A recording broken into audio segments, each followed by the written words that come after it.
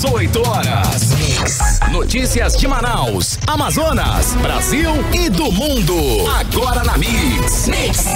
Muito bem, agora 6 horas e 1 minuto em Manaus. Boa noite pra você em 100,7. Boa noite pra você na sintonia certa, no melhor mix do Brasil. Vamos juntos, começando mais uma edição do programa 18 horas. Hoje é terça-feira, dia 9 de março de 2021. Aqui nos estúdios, na apresentação, meu Carlos Júnior e Karime Leão. Ali na técnica, na operação, DJ e produtora Ari Guedes. E lá no aplicativo Humano, transmitindo ao vivo e em cores para todo o Brasil, Wellington Trovão. Muito boa noite. Boa noite, Karime Leão, tudo bem? Tudo certo? Muito boa noite, tudo certo. Boa noite para você que acompanha a programação aqui da Mix Manaus. Estamos juntos a partir de agora até às 7 da noite no programa 18 horas. Aquele salve especial para a galera do aplicativo Humano que nos assiste ao vivo em cores, direto aqui dos estúdios da Rádio Mix. E daqui a pouquinho o programa vai estar na íntegra lá no 18horas.com.br, o site de notícias da Mix Manaus. Muito bem, 6 e 1, juntos até às 7 da noite com as principais notícias do dia, começando para você mais uma edição do programa 18 horas em terça-feira, 9 de março de 2021. Vamos juntos. Você está ouvindo 18 horas.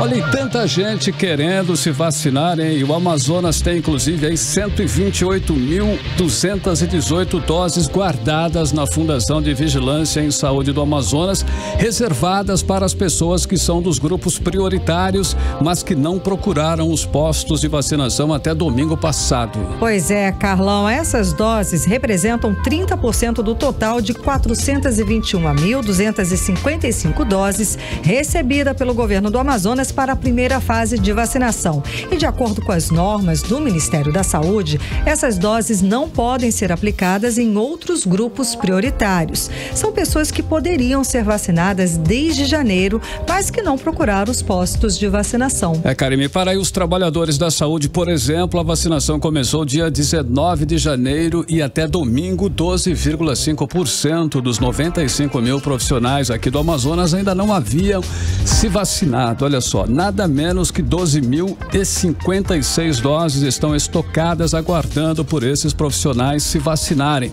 Muitos deles recusam a vacina por questões ideológicas ou argumentam que estão à espera da vacina Johnson & Johnson ou da outra marca e que recusam-se aí a receber a Coronavac.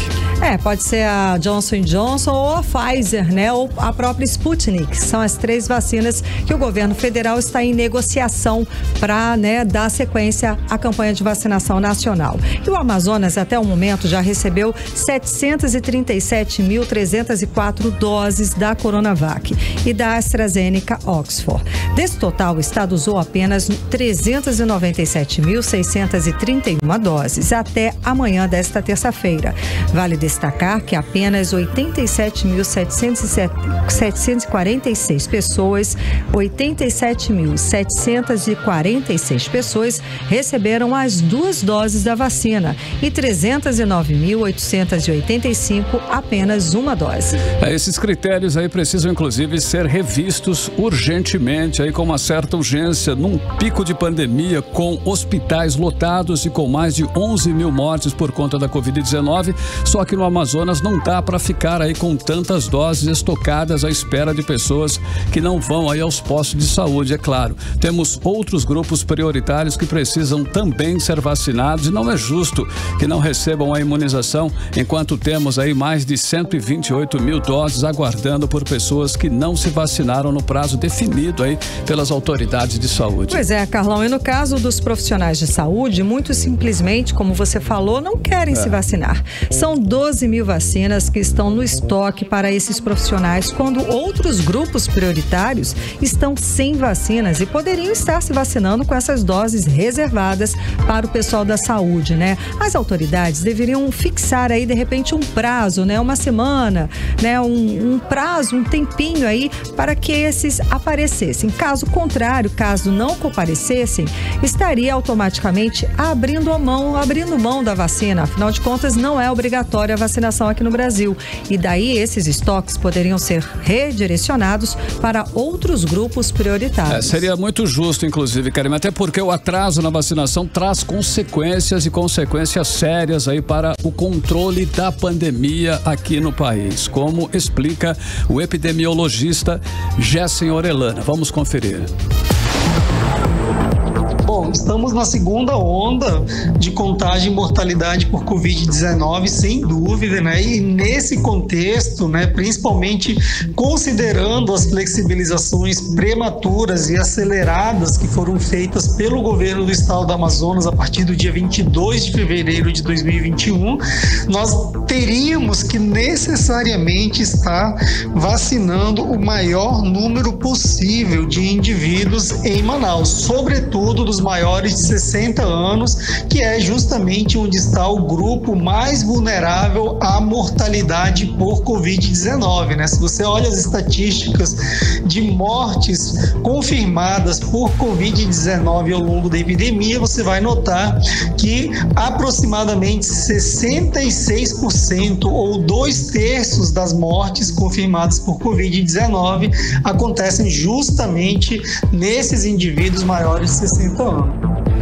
Pois é, eu conversei com o Gessen Orellana, ele disse também que é um grupo muito delicado, é um grupo muito vulnerável, sim, porque essa população ainda é parte da população economicamente ativa, ou seja, são pessoas também que não podem seguir o isolamento social, são pessoas que são economicamente ativas, que precisam sair de casa para o sustento da família, né, Carlão? Não é nem uma questão pessoal deles, exato, né? Quem está em torno deles, exato. Né? Então, realmente... esse grupo de 60 a 64 anos é um grupo realmente muito preocupante para deixar sem vacinar. Sem dúvida. E a prefeitura recebeu 36.190 doses, suficientes para imunizar apenas 37,5% das pessoas entre 60 e 64 anos, como explica aí a repórter Nathalie Moraes. A data para o início da vacinação de idosos com idade entre 60 e 64 anos segue indefinida para Manaus.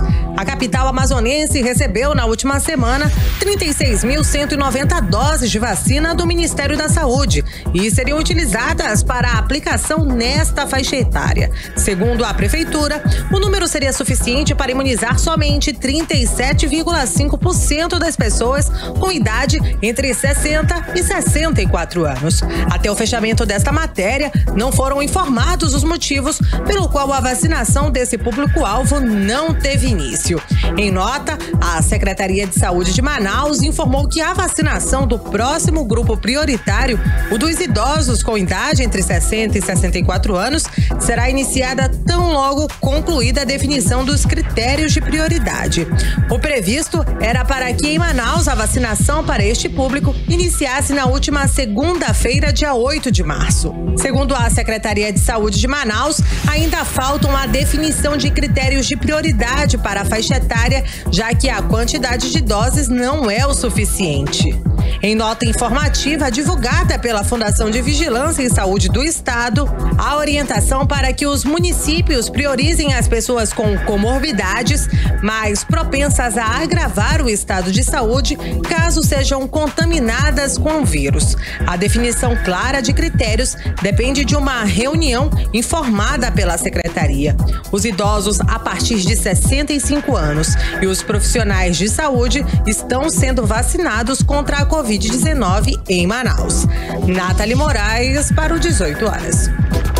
Bom, e a Prefeitura de Manaus anunciou agora há pouco que vai recomeçar amanhã. Amanhã é quarta-feira a vacinação para os sessentões. Nessa quarta serão vacinadas aí as pessoas de 64 anos com comorbidades e na quinta-feira de 64 sem comorbidade. Pois é, Carlão, 2 dias de atraso, mas tudo bem, esse pessoal vai ser vacinado, né? E na sexta-feira, dia 12, será a vez das pessoas com 63 anos com doenças crônicas. E no sábado, dia 13, as pessoas de 63 sem comorbidades. Segunda-feira e terça-feira serão dias reservados para todas essas pessoas, né, de 64 até 63 anos que não conseguiram se vacinar nos dias anteriores. É tipo aquela segunda chamada, né, pescagem. Carol? Exato. E dependendo aí dos estoques de vacinas, a Secretaria de Saúde de Manaus vai planejar, inclusive, aí a continuidade da campanha para as pessoas da faixa etária de 60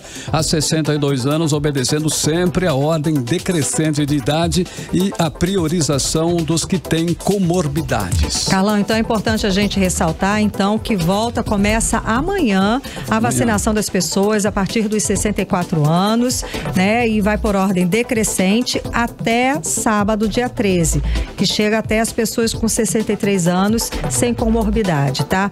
E dependendo do estoque, é claro, de vacina, segue aí a vacinação, mas para amanhã é o grupo de 64 anos. Para saber o horário e o local onde vai se vacinar, é só acessar o site da Prefeitura, imuniza.manaus.am.gov.br. E no mesmo site a pessoa também pode fazer o cadastro, caso ainda não tenha feito, né? Aí a pessoa faz lá, abre no site, informando dados pessoais, número de contato e se é ou não portador de comorbidades. Você está ouvindo 18 horas. Olha, 40 dias depois, os pedidos de impeachment do governador Wilson Lima e do vice Carlos Almeida Filho continuam parados lá na Procuradoria Jurídica da Assembleia Legislativa do Amazonas. E o presidente da casa, o deputado Roberto Cidade, que no ano passado foi contra o impeachment, não se pronuncia sobre o caso, apesar de ter prometido independência na condução de temas como esse. A repórter Odineia Araújo traz os detalhes pra gente. Logo assumiu a presidência da Assembleia Legislativa do Amazonas, o deputado Roberto Cidade prometeu independência da casa quanto às diversas pautas apreciadas pelos parlamentares. E apesar de ter sido contra o impeachment de Wilson Lima no ano passado, Roberto Cidade afirmou que os novos pedidos de impedimento seriam analisados de forma imparcial. No dia 1º de fevereiro, durante a entrevista coletiva virtual, o presidente da Assembleia informou que, em breve, os pedidos de impeachment do governo do estado seriam avaliados pela mesa diretora da casa. Vejo que tem vários pedidos de impeachment, uns que já foram recebidos, outros que já estão na Procuradoria. Nós iremos analisar e em breve estaremos dando resposta de que forma nós iremos agir com todos esses pedidos de impeachment que estão aqui na Assembleia. Eu, como presidente desse poder, quero dizer que o Poder Legislativo vai atuar de forma independente e sempre estando ao lado do povo do nosso Amazonas. Mas 40 dias depois, nada andou. Os processos ainda estão na Procuradoria Jurídica da Assembleia Legislativa do Amazonas, sem previsão de entrarem na pauta de apreciação da mesa diretora. Hoje, o deputado Wilker Barreto, do Podemos, cobrou novamente da presidência da Assembleia Legislativa um posicionamento com relação ao impeachment de Wilson Lima e Carlos Almeida Filho. Fiz uma comparação do quanto foi importante a Lava Jato para o país. E esta casa silencia-se em relação a apurar os danos que, na minha opinião, estão materializados, cometidos pelo governador Wilson Lima. O tempo está curto. Rogo que o presidente Roberto Cidade conclua com celeridade as questões jurídicas para que nós possamos avançar para a admissibilidade dos processos de impeachment. Feito isso, eu tenho certeza que o povo do Amazonas cobra isso. Cobra um posicionamento firme desta casa, porque o povo do Amazonas não compactua com corrupção. Em agosto do ano passado, os deputados do Amazonas, entre eles o presidente Roberto Cidade, decidiram arquivar por 12 votos a denúncia de impeachment contra o governador Wilson Lima e o vice Carlos Almeida Filho, acusados de corrupção. Mas novos pedidos de saída de Wilson Lima do governo chegaram à Assembleia Legislativa e até agora ainda estão parados na Procuradoria da Casa. Odineia Araújo para o 18 horas. Você está ouvindo 18 horas. Bom, e a gente recebe a notícia de que quem puder evitar aí a Avenida Torquato Tapajós, sentido centro-bairro. Uma caçamba caiu num buraco que abriu na rua e o trânsito está bastante complicado. Agentes de trânsito estão no local orientando os motoristas. Então, quem puder, evite a Torquato no sentido centro-bairro. Ok, agora é 6 horas e 15 minutos. Boa noite para você no melhor Mix do Brasil. Mix. Agora nós vamos conferir a previsão do tempo para esta noite de terça-feira e madrugada de quarta-feira. Previsão do tempo com Karime Leão. Previsão do tempo. A chuva deve continuar, viu, Carlão? Segundo informações aqui do Clima Tempo, período de nublados e com chuva aí durante esse período. A mínima prevista é de 23 graus, a máxima não deve passar dos 29 graus. As chances de chuva são de 90%. E a umidade relativa do ar fica entre 74% e pode chegar até a 98%. Mix agora 6h21. Mix. Olha, ainda falando de clima, hein? Os dados de monitoramento do Instituto Nacional de Meteorologia apontam que Manaus registrou 674 milímetros de chuva nos meses de janeiro e fevereiro. É o maior volume aí nos últimos 4 anos. Pois é, e o mês de março, Carlão, também promete ser de chuvas intensas, como explica a repórter Nathalie Moraes. O período de chuvas intensas na capital amazonense já começou. Quem teve a impressão que em janeiro e fevereiro choveu mais do que o normal aqui no Amazonas, acertou. Essa também é a avaliação da gerente de Hidrologia e Gestão Territorial da CPRM, Jussara Maciel. Nos 2 primeiros meses de 2021, a região da cabeceira dos rios no Alto Rio Negro, como o Rio Acre e Rio Purus, sofreram com processo de subida. Se você tem uma concentração de chuvas, a resposta nessas calhas será mais rápida. Aí o que aconteceu de diferente é que subiu além da normalidade, né? A gente tem uma faixa de 85% dos casos, então nessas calhas aconteceram isso, choveu acima do normal pro período, aí a bacia ela tem uma concentração menor, né, nessas áreas e acabou subindo muito rápido as águas, aí as cotas ficaram acima da normalidade. As chuvas durante o trimestre deverão acontecer acima da média climatológica, sim, em praticamente toda a região norte, podendo ficar abaixo somente no sul do Pará e também no sul do Amazonas. Semana que a gente está agora, estamos com chuvas normais pro período, mas em comparação aos anos anteriores, foi uma chuva com uma intensidade, né, um volume maior do que dos anos anteriores, sim. De hoje até o dia 14 de março, as chuvas deverão ficar concentradas no centro-norte do Brasil e principalmente na região norte e parte do nordeste do país. Os acumulados de chuva deverão variar entre 65 e 95 milímetros. Aqui no Amazonas, os volumes de chuva podem alcançar até 135 milímetros. Nathalie Moraes para o 18 horas. Você está ouvindo 18 horas. E o Tribunal de Contas do Amazonas negou por maioria de votos o pedido do governador do Amazonas de suspensão do conselheiro Arimaldinho Júnior e o manteve como relator das contas do governador Wilson Lima, exercício financeiro de 2019. A decisão foi tomada na manhã de hoje durante a 5ª sessão do Pleno Tribunal. Pois é, Carlão, esse pedido de suspeição foi apresentado depois do conselheiro Arimaldinho Júnior chamar o governador de ladrão e cleptomaníaco em março do ano passado, durante uma audiência pública para a discussão da comercialização do gás aqui no Amazonas. Vamos relembrar o que disse o conselheiro numa audiência pública virtual na Assembleia Legislativa, justamente para discutir esse assunto que aconteceu em março do ano passado. Essa molecagem não cabe mais no Amazonas. Esse governo de plantão, que está nas paisas nacionais como uma quadrilha, não pode continuar fazendo graça no segmento de gás. Eu pergunto, se o segmento de gás tivesse em outro estado, essa riqueza, como muito bem colocou o senhor Adriano, que o que está debaixo do solo, se não tem exploração, nada vale. Parem a brincadeira. Esse governador cleptomaníaco Esse governador, chefe de quadrilha investigado pela Procuradoria da República, tem que respeitar o povo do Amazonas. Senhores, me desculpe o desabafo, mas ouvir conversa fiada não cabe mais, senhor presidente. Essa conversa da Cigás, eu quero propor uma CPI para Cigás, senhor presidente. Porque o Tribunal de Contas, todo mês cai a arrecadação, Tribunal de Justiça cai a arrecadação, Ministério Público cai a arrecadação, e esses senhores não querem aumentar no estado do Amazonas dinheiro de royalty, não querem gerar emprego no interior do estado. Essa patifaria tem que acabar. Você está ouvindo 18 horas.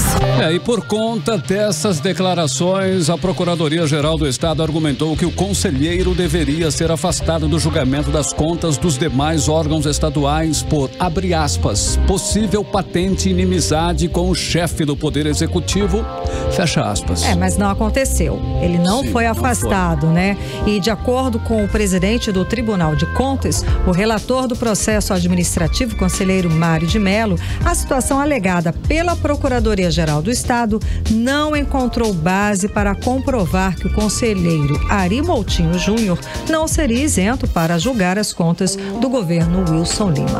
18 horas. Muito bem, as vacinas da AstraZeneca e Coronavac são eficientes contra a variante brasileira, que é a P1, encontrada inicialmente aqui em Manaus.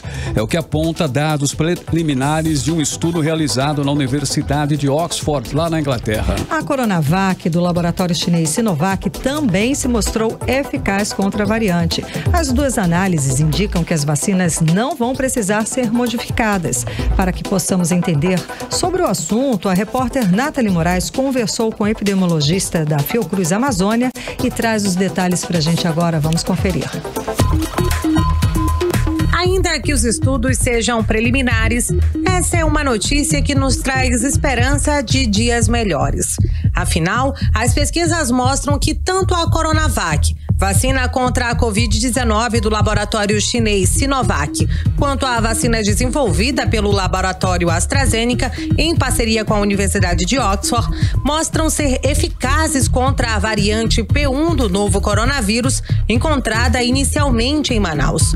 A pesquisa sobre a Coronavac foi conduzida pelo Instituto Butantan, responsável pelo estudo clínico da vacina e que está envasando o imunizante pelo Brasil.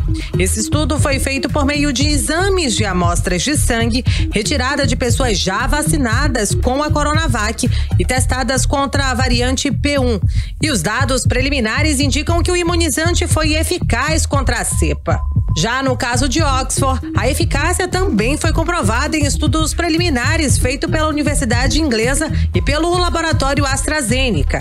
A informação foi confirmada pelo epidemiologista da Fiocruz Amazônia, Gessen Orellana. Essa é uma questão que está sendo discutida preliminarmente, né, os resultados tanto de Oxford, né, como os resultados do Butantan e também os resultados da própria China, né, as avaliações feitas na China sugerem que essa nova variante, a P1, né, que tem algumas mutações preocupantes aí em relação à transmissibilidade, uma maior transmissibilidade, ela não altera de forma significativa a resposta, né, do nosso organismo ao enfrentamento da Covid-19. Né? De qualquer maneira, repito, né, são resultados preliminares que nos trazem, de certa forma, alívio, né, alento para pensarmos em dias melhores. No entanto, são resultados preliminares que apontam para um cenário que precisa ser confirmado por estudos clínicos maiores, né, com amostras populacionais e não com amostras de bancos de sangue, como é o caso dessas avaliações preliminares feitas no Reino Unido, aqui no Brasil e na China. A variante do coronavírus, conhecida como P1, originada de Manaus, é apontada como a mais transmissível das cepas e, por isso, é vista como um dos fatores que levaram ao reendurecimento da pandemia da Covid-19 em todo o Brasil nas últimas semanas. Um fator que preocupa os estudiosos é a demora no avanço das campanhas de imunização, o que pode levar com que o vírus ganhe novas variantes, como explica o epidemiologista.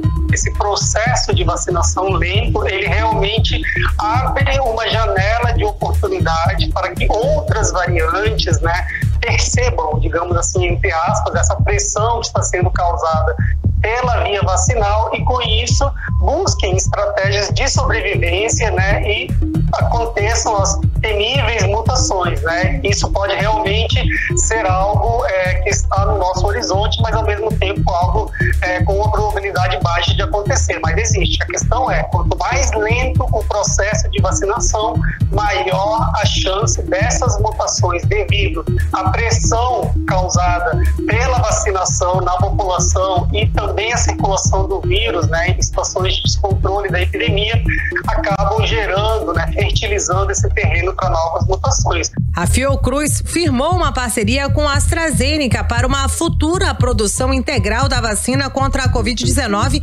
aqui no país. Até o momento, 4 milhões de doses da vacina importadas da Índia estão sendo aplicadas. A expectativa da Fiocruz é que as primeiras doses da vacina envasadas no Brasil sejam entregues ao Ministério da Saúde a partir da metade deste mês. Nathalie Moraes para o 18 horas. E com o avanço da Covid-19 em todas as regiões do país, o Ministério da Saúde decidiu abortar o plano de enviar doses extras de vacina aos estados mais afetados pela Covid-19. Desde janeiro, a pasta vinha reservando 5% do total das unidades de imunizantes recebidas para reforçar os locais com maior crise, como aqui o estado do Amazonas.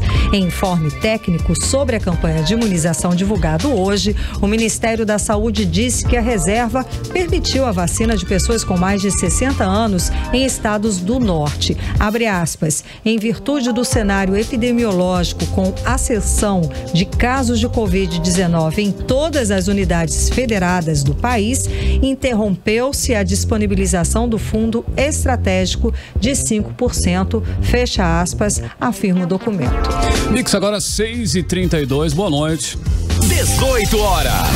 Olha, atenção, hein? Economia. Atenção, você que está devendo no mercado, Karime Leão, você que está aí com problemas, né, financeiros para pagar, né? Até o dia 14 de março acontece a Semana do Varejo e Financeiras, organizado pelo Serasa para interessados em renegociar ou quitar dívidas. E ao todo são 29 empresas do varejo e financeiras que participam da ação que começou ontem. Os descontos vão até 99% no valor total da dívida e até 100% no abatimento de juros, como explica a repórter Ananda Chama. Essa semana começou com um pé direito para quem tem dívidas e quer limpar seu nome.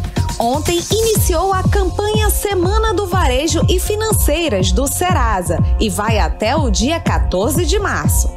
A Semana do Varejo e Financeiras tem o objetivo de limpar o nome do consumidor endividado para que ele volte a ter crédito na praça. O Feirão do Serasa está oferecendo até 99% de desconto no valor total das dívidas e até 100% no abatimento de juros. A campanha inclui a possibilidade de acordo e quitação com universidades. Algumas empresas estão com as propostas abertas até o dia 10 de março.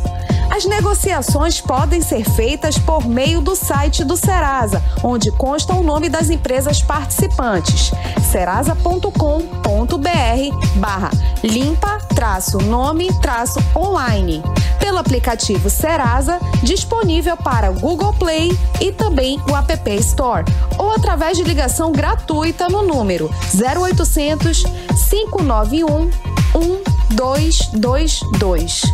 Conversamos com a economista Denise Kassama, que nos falou da importância da campanha e deu dicas e cuidados que você deve tomar ao negociar essas dívidas.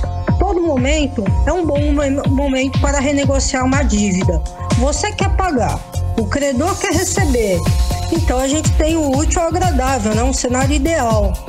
Mas quando acontecem essas campanhas de Semana do Crédito, Semana da Renegociação da Dívida, por iniciativa do credor, é uma situação melhor ainda, porque ele está sinalizando para você que ele está disposto a reduzir ou eliminar os juros e multas, diminuindo assim o montante da dívida que você tem para pagar. Mas quando você for negociar, atente a algumas coisinhas aí. Primeiro, verifique se realmente houve uma redução no valor da dívida, se houve uma redução nos juros, se ele eliminou a multa, alguma vantagem ele tem que estar te oferecendo. Segundo, negocie uma parcela que caiba na sua realidade econômica. Não adianta você falar que vai pagar a dívida em poucas prestações se a sua realidade econômica hoje é outra. Então, lembre-se que você não tem só essa dívida para pagar, você tem as suas despesas correntes e não adianta você se endividar para pagar uma dívida. Então, coloque uma parcela que seja dentro da sua realidade financeira. Terceiro, se organize para honrar esse pagamento. Então, essa negociação foi feita para você pagar, não é para você enrolar mais um pouco. Tem que enfrentar o problema e pagar a dívida. Com isso, você vai conseguir se limpar o seu nome da praça, vai poder ter acesso a outras facilidades crediárias e, principalmente, você vai poder dormir mais sossegado, né? Porque ao renegociar a dívida, ela imediatamente para de crescer. Portanto, meus amigos, vamos lá, vamos negociar e vamos eliminar nossas dívidas. Eu sou a Nanda Chama para o 18 horas. Você está ouvindo 18 horas. E agora é hora de saber aí a previsão do tempo para amanhã. Amanhã, quarta-feira, teremos sol ou teremos chuva? Previsão aí com Karine Leão. Previsão do tempo. É aquela coisa, né, Carlão? Um pouco de tudo, né? Segundo informações do Climatempo, a previsão para amanhã é de sol com muitas nuvens durante o dia, períodos de nublado com chuva a qualquer hora. A mínima prevista é de 22 graus e a máxima não deve passar dos 27 graus, bem fresquinho, viu? As chances de chuva são de 90% e a umidade relativa do ar fica entre 61% e 98%. Hora 6h41, boa noite. 18 horas. Prestação de serviço. Olha, a inadimplência de serviços básicos como água e luz aumentou em dezembro do ano passado por conta da Covid-19. Confira mais detalhes na reportagem de Ananda Chama. Em dezembro, o número de inadimplências em serviços como água e luz bateu o recorde. Segundo a Serasa, o percentual foi de 23,6%, o maior valor desde 2018, o que representa um aumento de 0,8 ponto percentual em um mês. Essa falta de pagamento cresceu mês a mês desde que iniciou a pandemia e as medidas restritivas para evitar o contágio da Covid-19. Entramos em contato com as concessionárias de água e luz na cidade de Manaus para saber quais os números dessas inadimplências e quais as condições e flexibilizações que a empresa tem oferecido para quitá-las. A Águas de Manaus não informou os números, mas diz que segue cumprindo as determinações do decreto de número 5002, publicado no Diário Oficial do município do dia 4 de janeiro, que suspende os cortes de água por inadimplência de clientes cadastrados como beneficiários da tarifa social. A empresa reforça que não realiza ações de cortes na cidade desde o início da pandemia de Covid-19. Wellington Rodrigues, gerente comercial da Águas de Manaus, fala da flexibilização de negociação que a empresa disponibiliza. Desde o início da operação, a Águas de Manaus vem trabalhando próximo aos seus clientes, disponibilizando ferramentas de negociação. Com a pandemia, houve a necessidade de intensificar essas ações. A empresa disponibilizou, através do seu 0800 e do WhatsApp, um atendimento 24 horas por dia. Nele, a população encontra ferramentas de negociações flexíveis, com parcelamentos com prazos consideráveis e opções de pagamento de entrada reduzida. É importante destacar também que para aquela população mais vulnerável, ou que perdeu o emprego, está sem condições de manter as suas contas em dia, a empresa vem trabalhando com a tarifa social, que dá o direito a 50% de desconto nas contas dos usuários. Para ter acesso a todos esses serviços, basta entrar em contato com o nosso 0800, que é o 0800 092 0195, ou através do nosso WhatsApp, que é o 982 64 0464. Nesses canais, vocês vão encontrar ferramentas para evitar o acúmulo de débitos e conseguir passar por esse período de pandemia com um pouco mais de tranquilidade. Entramos em contato também com a Amazonas Energia e não tivemos um retorno até o fechamento da matéria. É bom lembrar que as normas no Amazonas que suspenderam os cortes de água e luz por inadimplência, agora na pandemia, não eximem de pagamento futuro das contas, ou seja, uma hora o consumidor vai ter que encarar essa dívida. Eu sou Ananda Chama para o 18 horas. 18 horas. Bom, e vem agora um alerta, né, para todos que fazem teste de Covid. Aliás, todo mundo, né, gente? Ó, um falso laboratório foi autuado em Manaus por suspeita de aplicar golpes com testes de Covid-19. O estabelecimento foi alvo da Operação Covid Falso Negativo, deflagrada pela polícia e órgãos sanitários nesta terça-feira. O local, no bairro Adrianópolis, Zona Sul, apresentava mais condições sanitárias e realizava testes para a Covid-19 apenas com pagamento antecipado. Porém, os consumidores não recebiam os resultados dos exames. Isso informou o delegado Eduardo Paixão, da Delegacia Especializada em Crimes contra o Consumidor. Durante a operação, segundo o delegado, os investigadores identificaram que o falso laboratório excluiu suas redes sociais que ofereciam os testes de Covid-19 para tentar fugir da fiscalização. Agora 6h45, boa noite. Você está ouvindo 18 horas. Olha, apesar da pandemia e do caos na saúde, o emprego é a principal preocupação dos moradores do norte do país, de acordo com pesquisa da Confederação Nacional da Indústria. A preocupação é maior entre as famílias que recebem até um salário mínimo. Para os economistas, nesse momento em que o futuro econômico é incerto, é preciso uma retomada do pensamento social e não político. Vamos entender melhor essa história agora na reportagem de Odiné Araújo.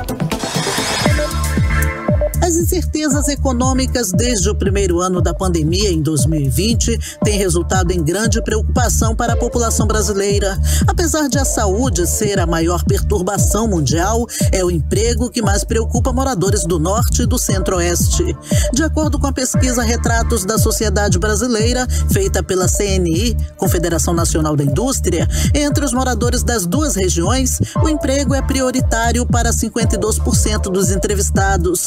A preocupação é maior entre as famílias que recebem até um salário mínimo. Foi o que responderam 44% dos entrevistados desse grupo. O combate à corrupção ficou em segundo lugar nas duas regiões, com 45% dos ouvidos. A preocupação com a saúde vem somente em terceiro lugar, apesar da segunda onda de Covid-19 no norte. Além disso, de acordo com a pesquisa da CNI, a preocupação com saúde vem empatada com a educação entre 40% dos entrevistados. Em seguida, vem a preocupação com segurança pública, 38%. A preocupação dos nortistas contrasta com as regiões mais ricas, como o sul e o sudeste, por exemplo. Nelas, a preocupação com a saúde é maior que o desemprego. No sudeste, a saúde é prioridade para 39% da população, contra 38% que estão mais preocupados com o emprego. Já no sul do país, 46% dos moradores estão mais preocupados com a saúde e 45% com emprego. De qualquer forma, a criação de empregos deve ser a prioridade para o governo esse ano, juntamente com a melhoria da saúde. Para o economista Orígenes Martins, nesse momento em que o futuro econômico é incerto, é preciso uma retomada do pensamento social e não político. É impressionante como a educação, que sempre deveria ser a preocupação inicial e fundamental, ficou em terceiro lugar. Quer dizer, precisamos rever esses conceitos. Está havendo uma inversão de valores aí por conta dessa situação que a pandemia nos trouxe, e eu acredito que mudou de maneira bastante negativa os valores da sociedade.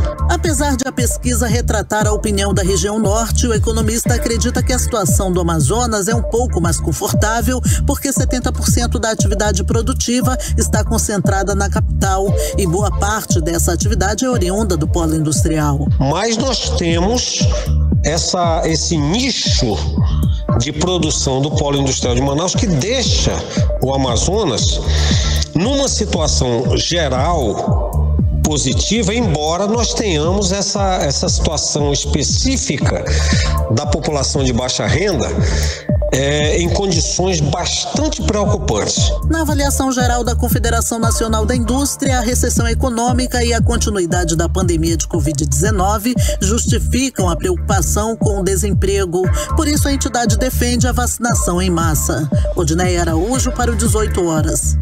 Você está ouvindo 18 horas. E olha, em dados divulgados hoje pelo IBGE revelam que o setor de serviços começou o ano em alta, hein? O volume de serviços prestados no Brasil cresceu 0,6% em janeiro, na comparação com dezembro do ano passado, completando aí uma sequência de 8 meses sem registrar queda. Pois é, mas mesmo assim o setor ainda não conseguiu recuperar todas as perdas diante da pandemia do coronavírus.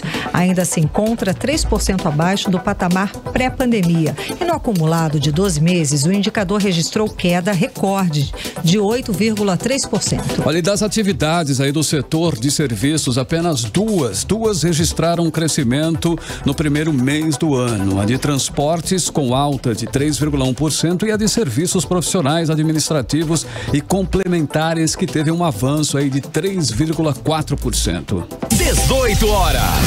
E começou a vigorar hoje nas refinarias da Petrobras, hein? Atenção aí, os novos preços dos combustíveis. A gasolina teve reajuste de 8,8% e o diesel de 5,5%. Pois é, a expectativa é que os novos preços para o consumidor final sejam aplicados a partir de amanhã. Vamos conferir mais detalhes agora na reportagem de Ananda Chama. A Petrobras anunciou mais um aumento nos preços da gasolina e do diesel, que são comprados em suas refinarias. Esse já é o 6º aumento consecutivo da gasolina e o 5º aumento do diesel somente neste ano de 2021. O preço do litro da gasolina, que custava R$ 2,60, vai para R$ 2,84, com uma alta de cerca de 9,2%. Já o diesel, que custava R$ 2,71, vai para R$ 2,86, com uma alta de aproximadamente 5,5%. Em nota, o Sindicombustíveis do Amazonas informa que desde que a Petrobras alterou a sua política de preços, passando a acompanhar as cotações internacionais dos combustíveis, a revenda do combustível vem respondendo à imprensa e aos órgãos de defesa do consumidor pelos aumentos. Porém, tanto as altas como as quedas de preços refletem as oscilações do mercado livre. O Sindicombustíveis do Amazonas e a Fé Combustíveis informaram que não interferem no mercado da revenda, que cabe a cada posto revendedor decidir se irá repassar ou não as altas ou quedas dos preços ao consumidor. Vale ressaltar que o Ministério Público do Amazonas entrou na Justiça com uma ação contra 41 postos de combustíveis em Manaus, por terem reajustado preços de forma abusiva, combinada e repetidas vezes. As ações são resultados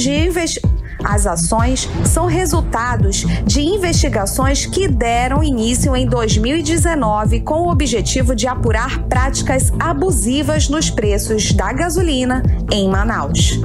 Eu sou Ananda Chama para o 18 horas. Bom, e ainda sobre essa questão dos preços dos combustíveis, o Ministério Público do Amazonas entrou na Justiça contra 41 postos de combustíveis em Manaus por terem repetidas vezes reajustado o preço de maneira abusiva, uniforme e combinada. As ações são o resultado de investigações que tiveram início em 2019, com o objetivo de apurar práticas abusivas nos preços da gasolina aqui em Manaus. E o Ministério Público se baseou nas informações do Procon de Manaus, que analisou aí os preços de revenda de combustíveis nos postos de Manaus entre outubro de 2017 e novembro de 2018. Na ocasião, foi constatada a prática abusiva no mercado local e no relatório da CPI dos combustíveis da Assembleia Legislativa do Estado do Amazonas, entregue ao Ministério Público em outubro de 2019. Na ação, o promotor de justiça Lincoln Alencar de Queiroz pede condenação indenização das empresas por dano moral coletivo. Se condenados, as multas podem variar de R$200 mil a R$1.400.000, levando em consideração o porte da empresa e o número de estabelecimentos envolvidos. Bom, o que se constata aí na realidade é que de lá para cá nada mudou. É um procedimento praticamente padrão, né, Karime Leão? Os postos continuam combinando os preços que estão cada vez mais elevados por conta da política da Petrobras. 18 horas. Olha, o julgamento da Operação Manaus Maus Caminhos é transferido para a Justiça Estadual. O ex-governador José Mello, a ex-primeira-dama Edilene Gomes e outros 4 ex-secretários estão sendo denunciados por organização criminosa. Isso mesmo, Carlão. Depois da decisão que declarou a Justiça Federal Fórum incompetente para analisar os processos da Operação Maus Caminhos, a juíza Ana Paula Serizawa, da 4ª Vara Criminal da Justiça Federal aqui do Amazonas, encaminhou para a Justiça Estadual do Amazonas a denúncia contra o ex-governador José Mello, a ex-primeira-dama e 4 membros do primeiro escalão do governo da época. Olha aí, a transferência de instância da denúncia atende à decisão colegiada da 3ª turma do Tribunal Regional Federal, tomada em dezembro do ano passado, que considerou a Justiça Estadual do Amazonas como sendo o fórum competente para analisar os processos da Operação Maus Caminhos. A maioria dos desembargadores seguiu o entendimento de que o fórum natural para análise da denúncia seria a esfera estadual da Justiça do Amazonas. E a denúncia que desce para a Justiça aqui do Amazonas é uma ação apresentada pelo Ministério Público Federal em fevereiro de 2018, no âmbito da Operação Maus Caminhos, que investiga o desvio de R$104 milhões da saúde do estado do Amazonas.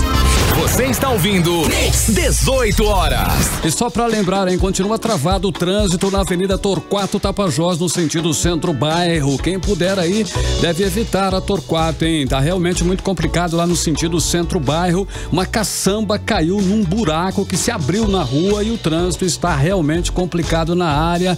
Então evite aí, né, Karime Leão? Exatamente, todo cuidado é pouco e muita paciência, muita calma nesta hora, motorista. 6h59. Vamos atualizar os números da Covid-19 aqui no Amazonas e também no Brasil com Karime Leão.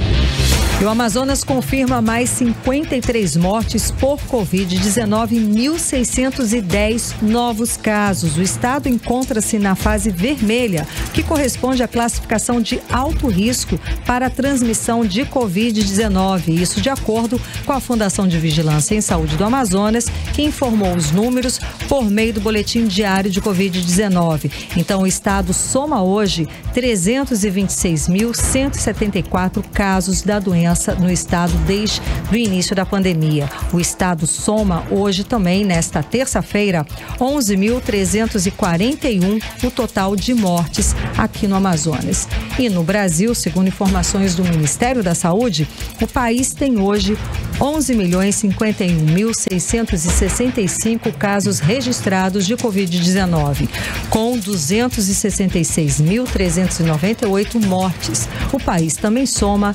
9.826.292 pessoas recuperadas da doença. Agora, 7h01, seguimos direto para o editorial 18 horas.